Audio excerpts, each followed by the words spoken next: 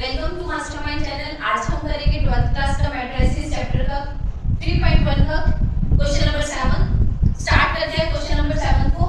Find the value of A B C D. एक इस equation में से ए बी सी डी की वैल्यू फाइंड आउट करनी है। लास्ट वीडियो में हमने किया था कि जब टू मैट्रिसेस इक्वल हो तो लोकेशन कॉरस्पॉन्डिंग एलिमेंट्स क्या होते हैं, इक्वल होते हैं। कैसे डिफाइन करेंगे? अगर टू मैट्रिसेस इक्वल हो तो कॉरस्पॉन्डिंग एलिमेंट्स भी क्या होते हैं, इक्वल होते हैं। a minus B is equal to किसके इक्वल आया, -1 के। इस side 2a minus B is equal to किसके इक्वल आया, 0 के। अब a और b की इन दोनों इक्वेशन में से a और b की वैल्यू फाइंड आउट करनी है। इसे फर्स्ट नंबर दे लो, सेकंड।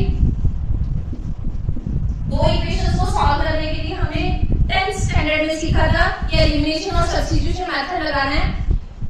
इन दोनों इक्वेशंस पे हम एलिमिनेशन मेथड से सॉल्व करेंगे। इन दोनों इक्वेशंस को कितना आया, माइनस के a, b और b कैंसिल आउट हो गया, माइनस के 1।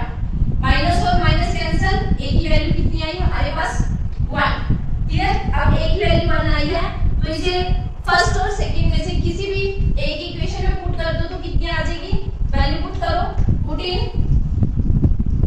हम इसे फर्स्ट इक्वेशन में पुट कर रहे हैं तो कैसे, 1 माइनस के b is equal to -1। b की वैल्यू हमारी कितनी आई, माइनस के 1 माइनस के 1। b की वैल्यू कितनी आई, माइनस के 2 आई, minus b is equal to -2।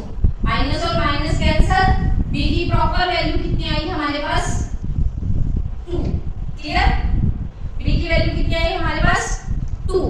अब चलते हैं सेकंड इक्वेशन पे। इन दोनों इक्वेशंस को इक्वेट करेंगे, कॉरस्पॉन्डिंग एलिमेंट्स इक्वल होते हैं। 2a प्लस c किसके इक्वल आएगा, 5 के। 2a plus c is equal to 5। Clear? अब इस इक्वेशन में हमें a और c की फाइंड आउट करनी है, बट a की हमारे पास वैल्यू आ चुकी है कितनी, 1। वैल्यू पुट करेंगे, 1 plus c is equal to 5। 2 plus c is equal to 5। c is equal to 5 minus 2। c की प्रॉपर वैल्यू हमारे पास कितनी आई, 5 minus 2 is equal to 3। Clear? अब नेक्स्ट इक्वेशन को इक्वेट करेंगे, corresponding elements equal. 3c plus d is equal to 13। यानी कि इसको इसके इक्वेट किया। अब क्या करेंगे, हमारे पास c की आ चुकी है, c की वैल्यू यहाँ सब्स्टिट्यूट करेंगे तो किसकी वैल्यू फाइंड आउट हो जाएगी, d की। 3 c की वैल्यू पुट की, 13 कितना है, 9। d is equal to 13। d की वैल्यू प्रॉपर कितनी आ गई, 13 माइनस 9 कितना आया, c की वैल्यू d की वैल्यू कितनी आई हमारे पास, d is equal to 4। Question में क्या फाइंड आउट करने को बोला था, a b c d की वैल्यू फाइंड आउट करनी है। तो क्वेश्चन में a b c d की वैल्यू फाइंड आउट करने को बोला था। a b c की वैल्यू फाइंड आउट कर लिया, हम प्रॉपर वे में आंसर लिख सकते हैं। a की वैल्यू हमारे पास कितनी आई है, 1। b की 2, c की 3 एंड d की 4। क्लियर? स्क्रीनशॉट ले लो 7th क्वेश्चन का। अब चलते हैं फिर 8th क्वेश्चन पर। अब करते हैं क्वेश्चन नंबर 8। गिवन क्या है, a is equal to a i j। Order क्या दे रखा है, m cross n is a square matrix. If एक मैट्रिक्स स्क्वायर मैट्रिक्स है, लेकिन कब, उसकी कंडीशंस क्या है, इनकी ऑप्शंस क्या होंगी। स्क्वायर मैट्रिक्स कब होती है, जब रोज और कॉलम्स इक्वल होते हैं। जब number of rose and number of columns equal हो तो उसे क्या बोलेंगे, स्क्वायर मैट्रिक्स। अब जैसे किसी मैट्रिक्स का ऑर्डर है 2/2, ठीक है, और किसी मैट्रिक्स का ऑर्डर है 3/3 या 3 क्रॉस 3, यानी कि नंबर ऑफ रोज और नंबर ऑफ कॉलम्स क्या है, इक्वल होते हैं। अब इसमें से कौन सी कंडीशन है, कंडीशन नंबर, ऑप्शन नंबर सी।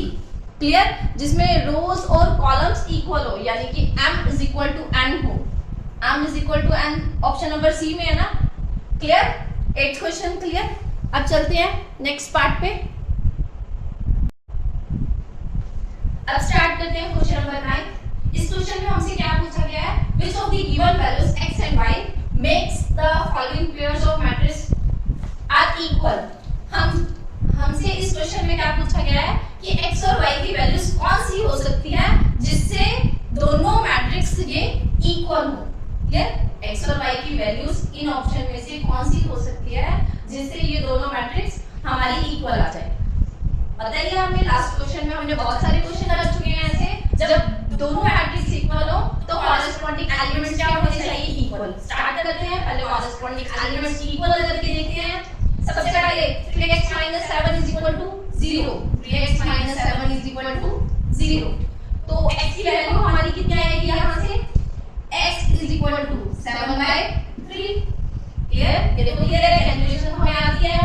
नेक्स्ट करते हैं, हमारे पास क्या है, y plus 1 is equal to 8, तो y की वैल्यू हमारे पास कितनी आई, 7। क्लियर, अब x और y की वैल्यू हमारे पास आ गया, पर यहाँ तक क्वेश्चन छोड़ना नहीं है, आगे भी करेंगे। इन दोनों इक्वेशंस को भी सेटिस्फाई करके देखेंगे, वैल्यूज फाइंड करके देखेंगे। जो हमारी x और y की वैल्यू इक्वेशन में सेटिस्फाई कर रही होगी उसे ही हम करेक्ट आंसर बोलेंगे। क्लियर, अब स्टार्ट करते हैं। नेक्स्ट दोनों इक्वेशंस को सॉल्व करेंगे। अब क्या करेंगे, 5 is equal to, अब 5 किसके इक्वल आएगा, y minus 2 के, तो 5 plus 2 is equal to y, तो हमारी y की वैल्यू कितनी आ गई, 7। चेक करो, y की वैल्यू दोनों टर्म्स में 7 आ रही है हमारी। क्लियर, अब नेक्स्ट करते हैं 2 minus के 3x, 2 minus के 3x, इसको किसके इक्वल पुट करेंगे, किसके इक्वल रखेंगे, 4 के, तो is equal to 4, minus के 3x is equal to 4 minus 2, minus के 3x is equal to 2। तो टोटल मिला के x की वैल्यू हमारे पास यहाँ से कितनी आएगी, माइनस के 2/3, माइनस के 2/3 आएगी ना। अब चेक करो, यहाँ पे x की वैल्यू 7/3 आ रही है, यहाँ पे x की वैल्यू माइनस के 2/3 आ रही है। पहले अपन देख लेते हैं कौन सी वैल्यू कहाँ सेटिस्फाई कर रही है। अभी भी इनमें से ऑप्शन टिक नहीं करनी, सबसे पहले जो हमारे पास x की वैल्यू या y की वैल्यूज आई है उन्हें हम स्टेटमेंट में सेटिस्फाई करा के देखेंगे। अगर सेटिस्फाई करा रही है, कर रही है तो ओके है। क्लियर, अब पुट करेंगे यहाँ x की वैल्यू, यहाँ x की वैल्यू 7/3 पुट करके देखते हैं इस स्टेटमेंट में। x की वैल्यू 7/3 यहाँ पुट करो, 3x minus 7 is equal to किसके है, 0 के। अब x की वैल्यू 7/3 पुट करेंगे, 3 से 3 कैंसिल, 0 आ रही है, ओके है।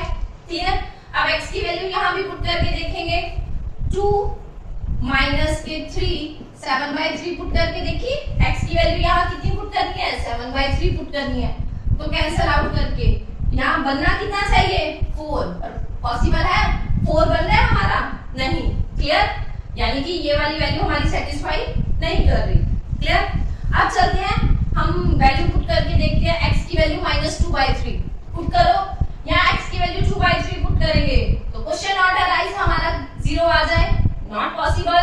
फिर x की वैल्यू हम 2/3 यहाँ पुट करके देखेंगे, कितनी आएगी, 3 और 3 कैंसिल, 2 प्लस के 2 4।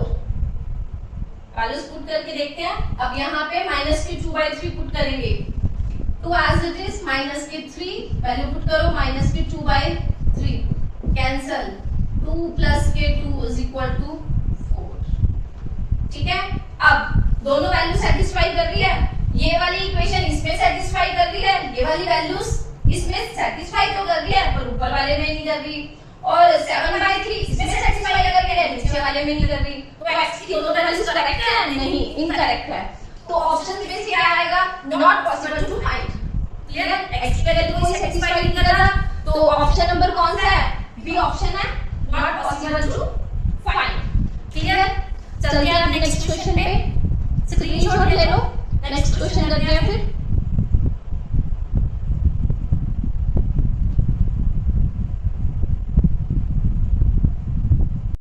अब करते हैं क्वेश्चन नंबर 10। 12th क्लास के बाद कोई भी कॉम्पिटिटिव एग्जाम दोगे तो इस पैटर्न के क्वेश्चन काफी देखने को मिलेंगे आपको। वेरी वेरी इंपॉर्टेंट क्वेश्चन है ये। The number of all possible matrices, हमें पॉसिबल मैट्रिसेस बनानी है ऑफ ऑर्डर 3/3 के ऑर्डर की एक मैट्रिक्स, कितनी पॉसिबल मैट्रिसेस बन सकती हैं विद ईच एंट्री क्या है हमारे पास, 0 1। सबसे पहले हमें 3/3 की एक मैट्रिक्स बनानी है। हमें पता है कि एक 3x3 की मैट्रिक्स ऑर्डर वाली मैट्रिक्स में कितने नंबर ऑफ एलिमेंट्स बनेंगे? कितने बनेंगे? ऑर्डर के आपस में मल्टीप्लाई कर दो तो क्या आ जाएगा? नंबर ऑफ एलिमेंट्स आ जाएगा। तो नंबर ऑफ एलिमेंट्स के लिए ऑर्डर के आपस में मल्टीप्लाई की 3:3 9, तो हमारे पास 9 एलिमेंट्स बनेंगे। नंबर ऑफ एलिमेंट्स कितने बनेंगे? 9। क्लियर है? यहां तक तो क्लियर है। अब उसने बोला है, क्वेश्चन में बोला है कि जो ईच एंट्री है ना वो कितनी हो सकती है? या तो 0 या फिर 1। क्या बोला है? या तो 0 हो सकती है या फिर 1 हो सकती है। हर नंबर ऑफ एलिमेंट्स या तो 0 हो सकता है या तो 1 हो सकता है। यहां तक तो हमें क्लियर है। अब पॉसिबल ऑल पॉसिबल मैट्रिसेस बनानी है हमें, तो हम कैसे चेक करेंगे? ध्यान से देखना। अब कितनी जगह बन रही है हमारे पास एक मैट्रिक्स को फिल करने के लिए? 1 2 3 4 5 6 7 8 9। कितनी जगह है? 1 2 3 4 5 6 7 8 9। क्लियर है? कितनी जगह बन रही है एलिमेंट्स को फिल करने के लिए? 9। और उस पे ऑप्शन कितनी दे रही है? कितनी दे रही है ऑप्शन? या तो 0 हो सकता है या 1 हो सकता है। तो क्या बनेगा? 2 2। ऑप्शन कितनी है? 2 2 की ऑप्शन आ रही है ना हमारे पास। क्लियर है? इन सभी 2 को आपस में मल्टीप्लाई कर दो। 1 2 3 4 5 6 7 8 9। तो कितना हमारे पास आ गया? 2 की पावर 9। अब 2 की पावर 9 करने से हमारे पास कितना आएगा? 1 5 2। करके देख लो। ऑप्शन नंबर क्या आएगा? डी। क्लियर है? थोड़ा सा कॉम्प्लिकेटेड क्वेश्चन देखने में कॉम्प्लिकेटेड लग रहा था, वैसे इजी है। स्क्रीनशॉट ले लो। चलते हैं आप नेक्स्ट पे।